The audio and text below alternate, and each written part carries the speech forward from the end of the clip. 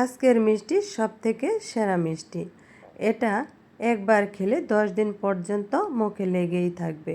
আসসালামু আলাইকুম বন্ধুরা, সবাই কেমন আছেন? আশা করি সবাই অনেক ভালো আছেন। এখানে আমি প্রথমে একটা ফ্রাই প্যান নিয়ে এখানে আমি 1 টেবিল চামচ ঘি দিয়ে দিয়েছি। ঘিটা গরম হয়ে আসলে 1 কাপ সুজি এখানে আমি দিয়ে দিয়েছি। এবার আমি সুজিটা খুব ভালো করে অনবরত নেড়েচেড়ে নিয়ে নিচ্ছি, যাতে করে নিচে পুড়ে না যায় এবং কি লেগে না যায়। এই মুহূর্তে যে বা যারা আমার ভিডিওটি ক্লিক করেছেন, প্লিজ একটা লাইক দিয়ে ভিডিওটি কন্টিনিউ করবেন।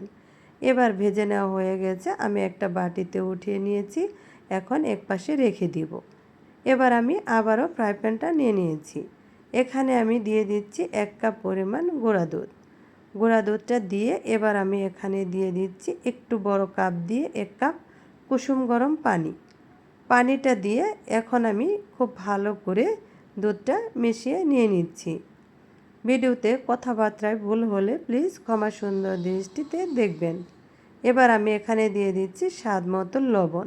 লবণটা যে যার স্বাদ মতো দিয়ে নেবেন। এবার আমি এখানে দিয়ে দিচ্ছি, দেখেন, 1 কাপ চিনি।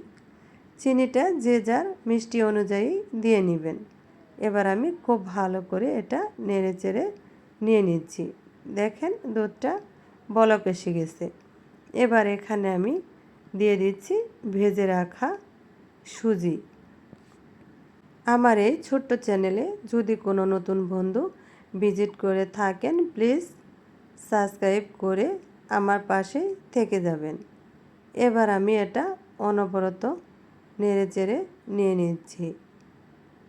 আসলে মিষ্টিটা বানানো খুবই সহজ, মাত্র 10 মিনিট হাতে রেখেই এই মিষ্টিটা আপনিও বানিয়ে নিতে পারবেন এবং কি ছোটো বড় সবাই অনেক বেশি পছন্দ করবে। দেখেন, কথা বলতে বলতে আমার ডোটা সুন্দরভাবে হয়ে গেছে। এটা অনেক সুন্দরভাবে ফ্রাই প্যান থেকে উঠে আসছে। এবার আমি ডোটা একটা প্লেটে নামিয়ে নিব। দেখেন, নামিয়ে নিয়েছি। এটা আমি 2 মিনিট একটু ঠান্ডা করে নিয়ে নিব। এবার এটা কুসুম গরম অবস্থায় আছে। এখন আমি খুব ভালো করে একটু মেখে নিয়ে নিচ্ছি। এই মিষ্টিটা একবার যদি পরিবারকে বানিয়ে খাওয়ান তাহলে বারবারই খেতে চাইবে, এতটাই মজার। এটা আমি খুব ভালো করে মেখে একটা ডো তৈরি করে নিয়ে নিয়েছি। দেখেন, এবার এখান থেকে অল্প অল্প করে নিয়ে হাতের তালুর মাঝে নিয়ে খুব ভালো করে আমি এটা মিষ্টির শেপ দিয়ে নিয়ে নিচ্ছি। দেখেন, মিষ্টির শেপটা দিয়ে নেওয়া হয়ে গেছে। কতটা সুন্দর হয়েছে। সবগুলো আমি এভাবে করে মিষ্টির শেপ দিয়ে নিয়েছি। এবার আমি চলে এসেছি চুলায় আমি একটা হাঁড়িতে পানি দিয়ে উপরে আমি একটা স্ট্যান্ডার বসিয়ে দিয়ে নিয়েছি। এবার সবগুলো মিষ্টি আমি একটা একটা করে দিয়ে এটা আমি 10 মিনিট ভাপিয়ে নিব।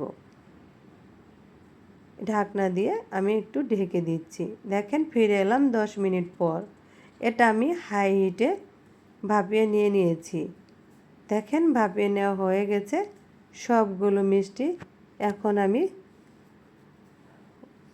উঠিয়ে নিয়েছি একটা প্লেটে।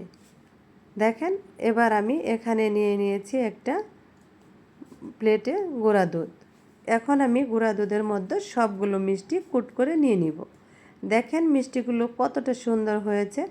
এটা যদি একটু ভালো লেগে থাকে আপনাদের কাছে, প্লিজ লাইক, কমেন্ট, শেয়ার করে পাশেই থেকে যাবেন। আজকের মতো এ পর্যন্ত। ভালো থাকবেন সবাই। আল্লাহ হাফেজ।